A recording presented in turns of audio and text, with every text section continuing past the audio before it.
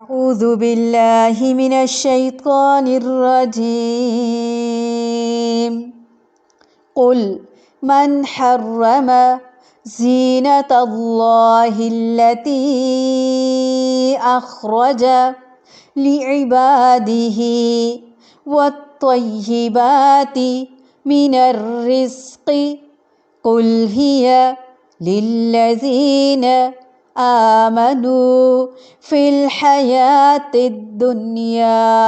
خالصة يوم القيامة كذلك نفصل الآيات لقوم يعلمون. قل من حرم زينة الله التي أخرج لعباده والطيبات من الرزق قل هي للذين آمنوا في الحياة الدنيا خالصة يوم القيامة كذلك نفصل الآيات لقوم يعلمون. قل کہہ دیجئے، من کس نے، حرم حرام کی، زینت اللہ زینت اللہ تعالی کی، التی وہ جو، اخرجا اس نے نکالی، لعبادہ اپنے بندوں کے لیے، والطیبات اور پاکیزہ چیزیں، من الرزق رزق میں سے، قل کہہ دیجئے، ہیا یہ ہیں، للذین ان کے لیے جو، آمنو ایمان لائے، فی الحیات الدنیا دنیا کی زندگی میں، خالصتاً خالصتاً خالص ہوگی، یوم القیامتی قیامت کے دن، کذالک اسی طرح، نفصل ہم کھول کھول کر مفصل بیان کرتے ہیں، الآیاتی آیات، لقوم ان لوگوں کے لیے، اس قوم کے لیے، یعلمون جو علم رکھتی ہے، جو علم رکھتے ہیں۔ آپ فرما دیجئے کہ اللہ تعالیٰ کے پیدا کیے ہوئے اسباب زینت کو، جن کو اس نے اپنے بندوں کے واسطے بیان کیا ہے، اور کھانے پینے کی حلال چیزوں کو کس شخص نے حرام کیا ہے، آپ کہہ دیجئے کہ یہ اشیاء اس طور پر کہ قیامت کے روز خالص ہوں گی اہل ایمان کے لیے، دنیاوی زندگی میں مومنوں کے لیے بھی ہیں۔ ہم اسی طرح تمام آیات کو سمجھداروں کے واسطے صاف صاف بیان کرتے ہیں، کھول کھول کر بیان کرتے ہیں، مفصل بیان کرتے ہیں۔ مشرکین نے جس طرح سے طواف کے وقت لباس پہننے کو ناپسندیدہ قرار دے رکھا تھا، اسی طرح بعض حلال چیزیں بھی بطور تقرب الہی اپنے اوپر حرام کر لی تھیں، جیسا کہ بعض صوفیاء بھی ایسا کرتے ہیں۔ نیز بہت سی حلال چیزیں اپنے بتوں کے نام وقف کر دینے کی وجہ سے حرام گردانتے تھے۔ اللہ تعالیٰ نے فرمایا کہ لوگوں کی زینت کے لیے مثلاً لباس وغیرہ اور کھانے کی عمدہ چیزیں بنائی ہیں، انہیں بھلا کون حرام کرنے والا ہے؟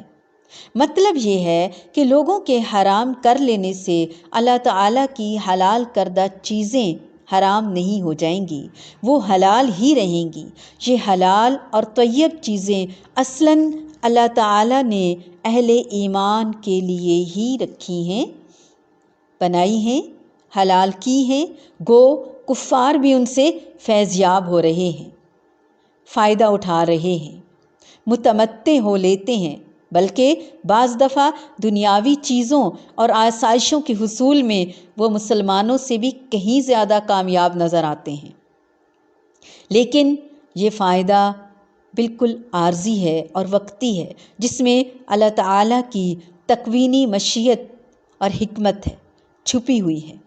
تاہم قیامت والے دن یہ نعمتیں صرف اہل ایمان کے لیے ہوں گی، کیونکہ کافروں پر جس طرح جنت حرام ہوگی، اسی طرح معقولات و مشروبات بھی حرام ہوں گے، کھانے پینے کی چیزیں ان پر حرام کر دی جائیں گی، وہ ترس رہے ہوں گے۔ آج حرام چیزیں مسلمان اپنی مرضی سے، اپنی ول پاور سے، اپنی سوچ سے خود حرام کرتا ہے، خود اپنے آپ کو بچاتا ہے۔ اللہ تعالیٰ قیامت کے دن حلال رستے کھولے گا، دنیا میں بھی اور آخرت کے لیے بھی انشاءاللہ۔ کل من حرم زینت اللہ التی اخرج لعبادہ والطیبات من الرزق، اے محمد صلی اللہ علیہ وآلہ وسلم ان سے کہہ دیجئے بھلا کس نے اللہ کی اس زینت کو حرام قرار دیا ہے جسے اللہ نے اپنے بندوں کے لیے نکالا تھا؟ یعنی دنیا میں اچھی اچھی چیزیں جو اللہ تعالیٰ نے پیدا کی ہیں وہ استعمال کے لیے ہی پیدا کی ہیں، اور کس نے اللہ تعالیٰ کی بخشی ہوئی پاک چیزیں ممنوع کر دی، یعنی حلال کو خود ساختہ حرام کر دیا۔ کہو یہ ساری چیزیں دنیا کی زندگی میں بھی ایمان والوں کے لیے وقف ہیں، ایمان والوں کے لیے ہیں، اور قیامت کے روز تو خالصتاً انہی کے لیے ہوں گی۔ اس طرح ہم اپنی باتیں صاف صاف بیان کرتے ہیں ان لوگوں کے لیے جو علم رکھتے ہیں۔ اے اہل علم، آپ کی بات ہو رہی ہے، ہم قرآن کے طالب علم ہیں، طالبات ہیں، اللہ ہم سے ہم کلام ہیں۔ یہ علم ہمیں جلا بخشے گا، ہماری عقل کو نور بصیرت دے گا، ہدایت دے گا، ہماری عقل اور سوجھ بوجھ کو چار چاند لگا دے گا انشاءاللہ۔ قل من حرم زینت اللہ التی اخرج لعباده والطیبات من الرزق قل هي للذین آمنوا فی الحیاة الدنیا خالصة یوم القیامہ هي للذین آمنوا فی الحیاة الدنیا خالصة یوم القیامہ کذالک نفصل الآیات لقوم یعلمون،